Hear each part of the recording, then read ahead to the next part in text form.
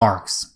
He has to be the simultaneously most loved and hated person at the same time. Love him, hate him, but you can't not talk about him. Guys, let's be real here. Take a look at this beard and tell me you don't have a strong opinion about it. So in this episode, we are going to be exploring Karl Marx's 5 best ideas. Hello there, my friend. Welcome back to History for Thinkers, a show that brings history to life. I want to give a massive thank you to everyone over on Patreon for supporting the show. I want to especially thank Matthew and Tomas for becoming financiers over on Patreon. If you guys want exclusive content or a shout out at the start of every episode, head on over to Patreon for more information. Now, let's get into Karl Marx's best ideas. So first things first, we got to have a couple of disclaimers just so we all understand what this episode is. So we are going to be exploring and trying to understand Marx's best ideas and theories, the ones that are closer to reality than others. I think we can all acknowledge that Karl Marx got a lot wrong. His beloved communism failed. I'm sure that's not news to you. But he still had some legitimate points. Now, I also want to acknowledge that this is impossible to be objective. This is simply Marx's best ideas, according to me, someone that tends to lean right, and someone who is not a Marxist. So, take that with a grain of salt. I know for some people that's going to poison the well. But, it is what it is. I like to acknowledge good ideas wherever they come from, even if they come from Karl Marx himself.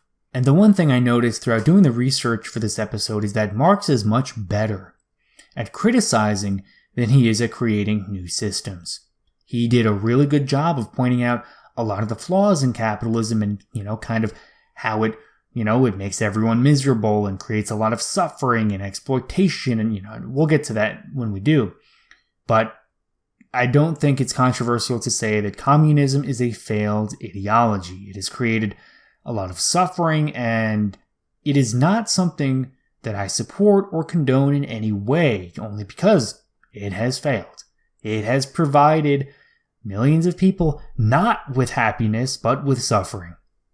So I don't want anyone to, think that this is some kind of, Marx was right kind of video. That's not what this is. This is acknowledging some of the valid points that Marx made. And last but not least, I want to encourage you guys to leave comments. You might disagree with me. You might agree with me. You might think I'm stupid on some points, right? Let me know in the comment section down below. That is the best way to really force yourself to think about these topics. So, leave those comments and, feel free to attack me. I've got thick skin. You can call me stupid and, I'm not gonna eat a whole bunch of pills and end up dead in my bathtub. Not the kind of guy I am. So, feel free to challenge me. Let me know what your thoughts are. And with that out of the way, let's actually get into the episode. So we're going to be starting with the theory of alienation. Now, to understand, we need a little bit of context. So Marx believed that work was an important part to self-expression, that a key part of who you are is tied to what you do. And I don't think that's a very controversial thing to say or think.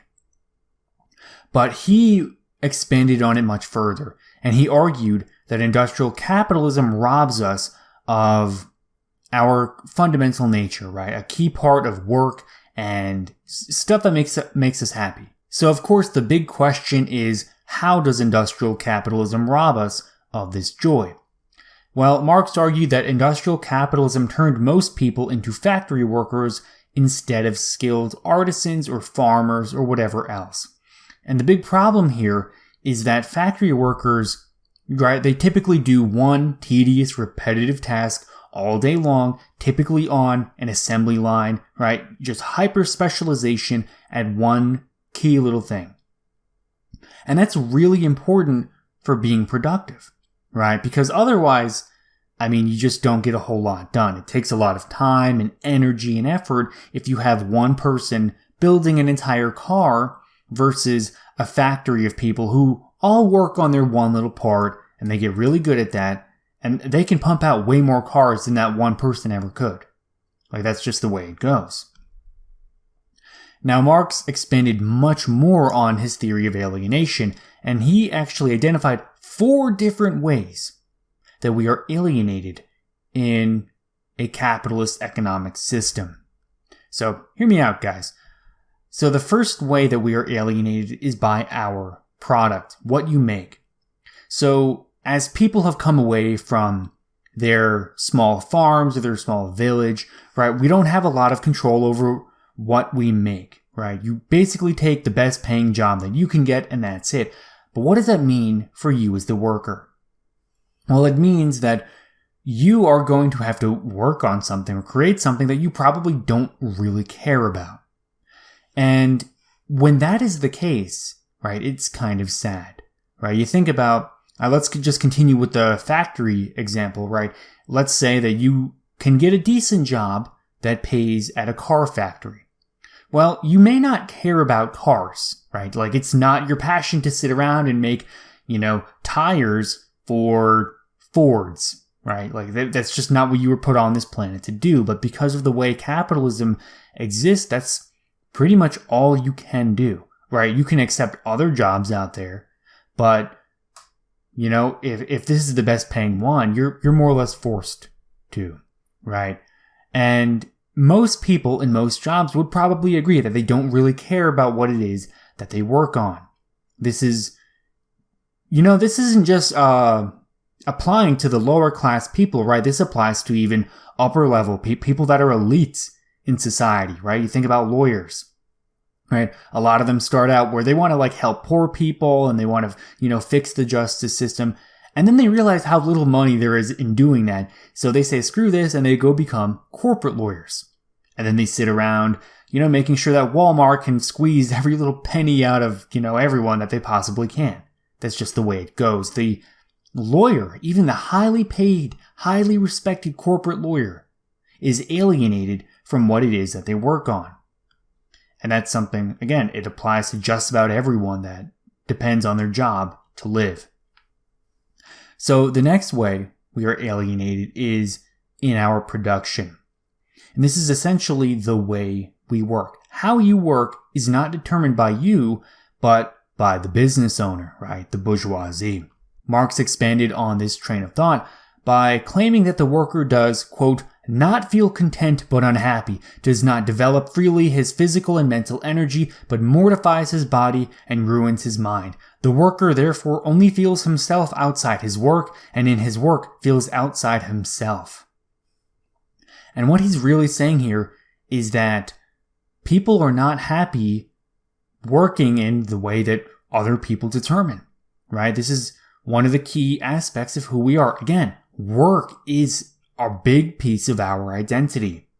And if someone is going to tell you that, you have to sit around and answer emails all day and, listen to your coworkers and be respectful and just all the nonsense that comes along with having a job, right? That robs us of a key element of who we are. It robs us of our self-expression and our identity and, the opportunity that maybe we could work really hard, but it had to have been something that we cared about, right? Maybe as, an office worker where you're sitting around answering emails all day, you half-ass it. You don't work very hard. But maybe if you were doing something else, right? Something that's more intrinsic to who you are as a person, you would probably be working much harder, right? Because I don't think anyone wants to half-ass it. If we're going to be honest with ourselves, it's not fun. Now, the next way that we are alienated is by our human nature. So this idea really comes down to the fact that our work is fundamentally external to who we are. Human beings have a lot of interests and passions and, right, I've experienced this myself. I'm really into history and philosophy and, right, I've got this YouTube channel, but I'm also interested in programming and, sometimes working outside with my hands and building stuff, right? Humans naturally have just many different interests that we just don't have time for in industrial capitalism. So we are basically forced into this hyper-specialization where we can only get good at this one specific thing, our job, and then we, make our money from that. And then we trade that money for, the right to survive, right? We trade that for, our rent or mortgage or bills, everything else. And, we're just alienated from our own human nature. We don't get to do what we want to do. And that kind of sucks, right? Forced specialization. Now, the fourth way that we are alienated is from our other workers, right? I'm sure you've heard it said before, your coworkers are not your friends. They're not there to be buddy-buddy. If you've ever been in one of those positions, people will stab you in the back, really for no good reason at all. And that's just the way it goes. And Marx argued that it's because as wage workers, we are just all competing for the same wage, right? And the fewer other workers there are, the more money, the more bargaining power you have as a worker. So, you're not really friends. You don't have that human connection with your coworkers. And, again, it's just one of the other ways that having a job in modern industrial capitalism robs us of our humanity, according to Marx. And this ultimately gets us to the idea that our jobs are unsatisfying. Most people hate their jobs, and this is as true in the 1800s when Marx was writing this as it is today. I don't know someone that likes their job, right? Like they tolerate it. They go to work every day, they show up and they do what they have to, but no one's really happy to have to, right? No one would do their job if they didn't have to. And that is ultimately the way that humans are alienated from other workers, the product of their work, how they work, and even their own soul. And that's actually a really good segue for big idea number 2 here. And this is the idea of forced labor. So Marx argued that workers are coerced into work by the threat of death by deprivation, right? Ultimately, if you do not trade your, hours of your life for money to survive, you're going to die. They're going to just let you die out in the streets. You're going to be homeless, and that's going to be the end of you.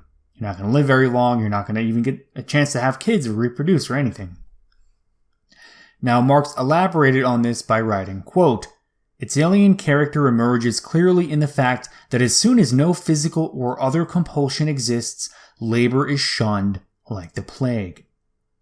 So the second that you do not have to go to work, the second that you are, maybe you're wealthy enough, or maybe, someone else is going to provide for you, the second that you don't have to go to that job, you are not going to. And he says that this is, again, more or less universal. And, think about the people that the people in your life, right? Maybe your parents or family or friends or even your coworkers. Would they do their job if they did not have to? I really don't think most people would. And apparently neither would Marx. And you see, I think this is one of Marx's best criticisms because, it really does show some of the inconsistencies with these ideas of freedom and human liberty that we're all raised to believe and cherish, right? We love freedom. But fundamentally, we do not have much control over our own lives or our own destinies or anything else. Now, Marx made an interesting comparison when he wrote, quote, "In pre-capitalist systems, it was obvious that most people did not control their own destiny. Under feudalism, for instance, serfs had to work for their lords. Capitalism seems different because people are, in theory, free to work for themselves or for others as they choose. Yet, most workers have as little control over their lives as feudal serfs." So, essentially, nothing has really changed since the days of medieval Europe, when you were a serf, when you had to work someone else's land and you were barely given enough to eat and survive. We are still fundamentally existing in the same power structure, right? And as we'll expand on that a little bit further. But I think the forced labor idea really shows itself when we talk about the tech bros, right? Because, we always got to keep it modern, right? Make it relevant. Now, something I've noticed a lot is, there is programmers who make a lot of money, right? It's a very lucrative field if you can do it. It's not easy, but if you can, and you can learn, teach yourself, you can really make a lot of money, right? Compared to any other job that you can get. But despite all the money and the prestige that comes with being a programmer, a lot of people leave these jobs, right? There's a very popular trend of people working at Google or Facebook or Amazon, and then, right, they go on YouTube and they say, oh, hey, I'm a former Google employee, this is why I left. And ultimately, it all boils down to they want to do their own thing, right? They don't want to work this same old job, right? Again, it goes back to this idea of forced labor. Even the highest paid people, right? And like, let's make no mistake, programmers make a lot of money, right? There's one guy on Twitter who, his first name is Daniel, I don't remember his last name, but he worked at Amazon, and the dude made like $500K a year. Like, he was the cheese at Amazon, right? Imagine making $500,000 a year, and he only worked 40 hours a week, right? Pretty crazy money. That is a great way to do it, right? That's the dream for most people. But he still left. He didn't have enough time for his family or pursuing his own passions or his own interests. So even the highest paid people, right, they don't want to be part of the system. They don't want to work a job for someone else that, ultimately leaves them feeling alienated. And again, goes back to all the different ways we're alienated, from the product to how we work, our own human nature, and our fellow coworkers. And I just think it makes so much sense, right? And when you think about these highly paid, highly respected people leaving their jobs because they finally have enough money to do so, right? That tells you a lot about the system that we're currently operating under. So, big idea number 3. Religion is the opiate of the masses. Now, this is one of the most controversial ones because Karl Marx did not believe that God existed. He was an atheist. He was a strong enemy of religion, particularly Christianity, but all forms of religion. And he wrote, quote, "Religious suffering is at one and the same time the expression of real suffering and a protest against real suffering. Religion is the sigh of the oppressed creature, the heart of a heartless world, and the soul of soulless conditions. It is the opium of the people." Now, to expand on what he's saying here, Karl Marx believed that capitalism was miserable for most people, right? Not the bourgeoisie, not the business owners and the rich people. It's pretty good for them. But when you look at the 99%, right, these are people that are essentially wage slaves. They are, again, goes back to what we have been talking about, right? We are alienated from our jobs. We are essentially forced laborers, right? Very similar to the medieval serfs, right? If we don't work, we starve to death.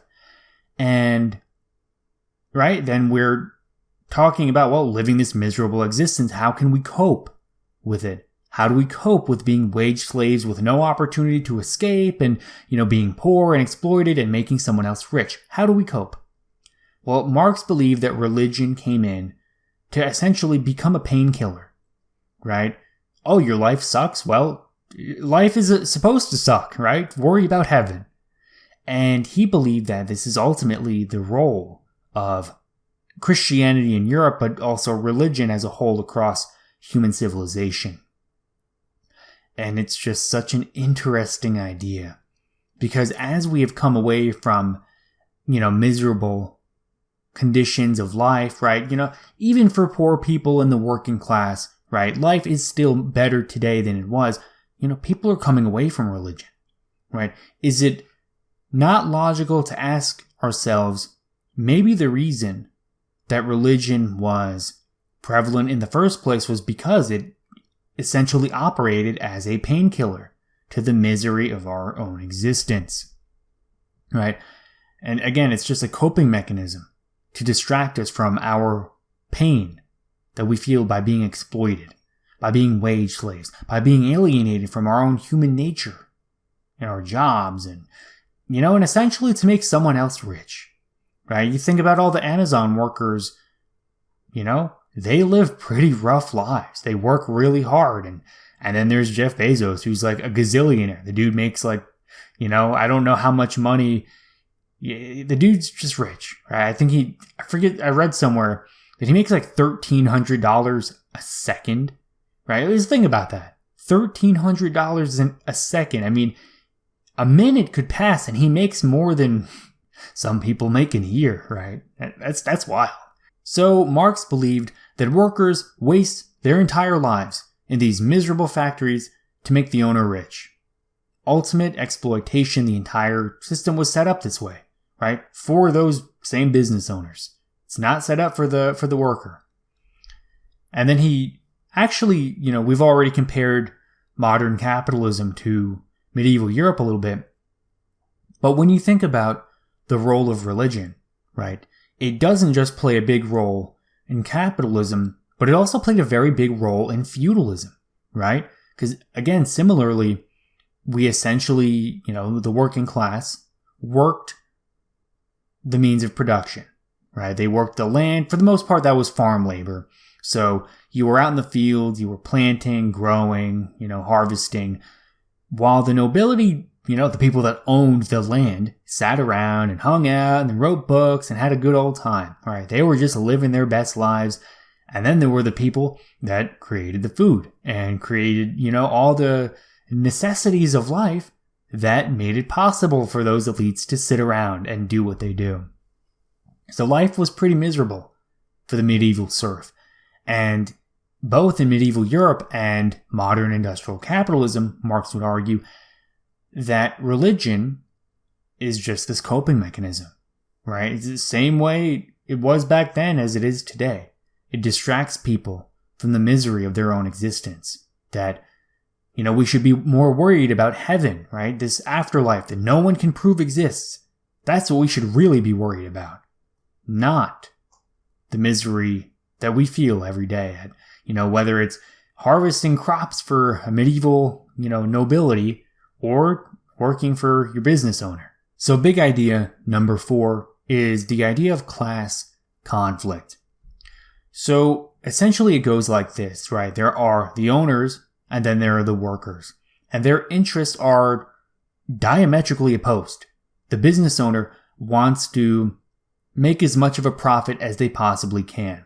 And they know that, right, the consumer will only pay so much, right? You can't offer a pair of shoes for $12,000 because no one's going to pay for it. So what does that mean? You have to offer it at the maximum price that you can, right? Roughly around $60. But where do you get the next profit from? Well, how do you increase your profit? The only way to do it is to make the shoe cheaper, right? Create it more efficiently. And generally that means that you want to pay your workers as little as humanly possible. And that goes against what the worker wants, right? The worker wants to do the least amount of work for the most pay as possible. And this is the basis of class conflict. These two, the owner, the business owner and the worker, diametrically opposed, and they're never going to get along on this, right? They're a source of a lot of conflict in society. And this idea is actually pretty interesting because it was only really discovered by Karl Marx. So this is a quote from a speech given by Engels at Marx's graveside, and Engels said, quote, "Just as Darwin discovered the law of development or organic nature, so Marx discovered the law of development of human history. The simple fact, hitherto concealed by an overgrowth of ideology, that mankind must first of all eat, drink, have shelter and clothing before it can pursue politics, science, art, religion, etc." And this idea is very powerful because there's a big distinction between the people who do politics and science and art and then the people that provide food and clothing and drinking water for everyone else, right? And again, it just goes back to the owner versus the worker. But if you go back and you look at pretty much any point throughout human history, you're going to see this dynamic playing out. You're going to see there being some kind of owner class that pretty much has everything. And then there's going to be everyone else that pretty much does all the work, right? You can go back to ancient Rome, right? Back then they were slaves, a lot of the people that did the work. And then there were the people that didn't do the work, right? The owners. You go back to medieval Europe, there were the serfs, did all the work. And then there were the owners. Well, there they were the nobility. So in order for humanity to survive, we are going to need to do this work, right? But it's not going to stop at food and shelter and water, right? Like, we have enough to live, but we still want more. We continue to work, right? We want more luxuries and comfort and everything else. And that means we're going to produce a lot of surplus wealth. And Marx argued that this surplus wealth is essentially funneled to the very top of society, right? All of it. And that pretty much leaves the working class, poor people, with next to nothing. Now, he argued that the only way to understand capitalism was through history, right? Why did this system come to be the way it is? Why does all the surplus wealth in society instantly go to the top? Well, he actually developed his own theory of history to explain it all. Right, so I'm sure you guys know, if you're watching this channel, that there have been two big theories of history. There is the great man theory, that, you have one great person, they come along and they change history, right? That can be Winston Churchill or Hitler or Alexander the Great, or, anyone that's, big and important in history. And then there's the trends and forces theory. And they more or less say that, certain events change and, there are things that go into motion and then people start doing this and it creates an opportunity for, this to happen, right? And then the great men who rise to the top that, the people that we all know, they are simply the people that took advantage of the trends and forces. Well, Karl Marx said, screw all that nonsense. I've got my own theory of history. And surprisingly enough, it is actually fairly coherent. It's actually a pretty popular school of thought even today. And this is the materialist conception of history. Now, Marx's theory of history is a little tricky because there are a lot of these philosophically loaded words that come into play that, you just really need to understand the background on to understand what the heck Marx is talking about. So the first one is materialism. So materialism is the idea that all physical matter, right, is ultimately all there is, right? Like, there is no spirituality or, God or whatever else, right? It's just stuff. Even when you look at ideas, right, they are simply, a result of our brains, releasing certain neurochemicals, right? You get some dopamine or serotonin when you have, one of these big fancy ideas, right? You come up with communism, bam, hit a dopamine. That's how it goes. And then it combines this idea with the Hegelian dialectic. Now, the best way to understand the dialectic is to understand Hegel's theory of it. So Hegel believed that there were fundamentally three parts. Hegel's theory goes something like this. So there is the thesis. This is the current state of affairs the way it is right now. Then there's the antithesis, some kind of opposition, a movement for change, right? Something like that. And then it changes the thesis and it becomes a synthesis, right? There is this new reality that is created as a result of combining the old with the new. And it's influenced by both, right? And this idea applies to a lot, right? Now, when Hegel was thinking about it, he applied it to ideas, right? He applied it specifically to philosophy. But Marx, he's much different because he applies it to material. Right, the physical world that we exist in. So to think of some examples, we can think about the American Revolution, right? So there is the thesis, and the thesis is, the 13 colonies, right? The thing that exists as it is right now, right? Then there's the antithesis, right? The opposition, the change, and it comes in, right? You can think of, maybe the founding fathers, maybe the idea of freedom or liberty, right? Well, depending on how patriotic you are. And this antithesis comes in, it changes the thesis, and then there is a new synthesis, right? And that is, the 13 colonies becomes the United States of America, an independent country, independent of the UK and Britain and all that, right? Freedom. And this dynamic plays itself out with everything, right? Every change in history can be thought of in this dialectical way. Okay, so now that we understand what dialectical materialism is, let's apply it to another example here. All right, let's think about feudalism. All right, this is one that Marx talked a lot about. So feudalism would be the thesis, right? The way things were. Then there was industrialization, the big change. Then, as a result, there is, 19th century Europe, right? Things change and, that's more or less where things led. Now, what has to be the most interesting part about this dialectical materialism is that it's essentially been proven, or at least partially validated, by a lot of modern research, right? So you think about Jared Diamond's Guns, Germs, and Steel, right?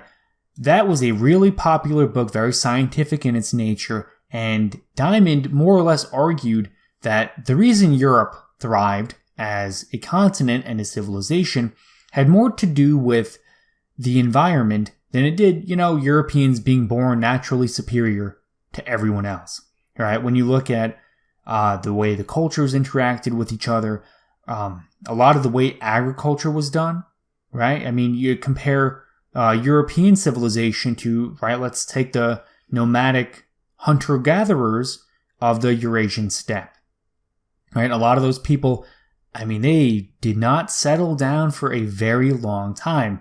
They just stuck with their horses and they lived their life the way they went about it. And, that was really a result of their environment. It's not because, the Asian and Turkish nomads were stupid. It's because they just didn't settle down into civilization. They said, I'd rather stick with my tribe where, we ride around on horses and we beat people up and take their shit, right? It's a pretty nice lifestyle. And European civilization is very starkly contrasted with that, right? You look at the way that Europe is geographically, and there are just a lot of advantages, right? It's very similar. If you can farm and produce food and wheat and everything in France, you can pretty much take that exact formula and recreate it in Poland or Hungary or, pretty much wherever else, right? It's a very similar environment in most of those places, and that allows for more cultural transfers, right? Different, communications, and people can expand on each other's ideas and working together, and it's really great, right? It's just a wonderful system that basically allowed Europe to dominate the whole world, all right, more or less. Bear in mind, that is a gross oversimplification of it all, but I think it is at least halfway accurate.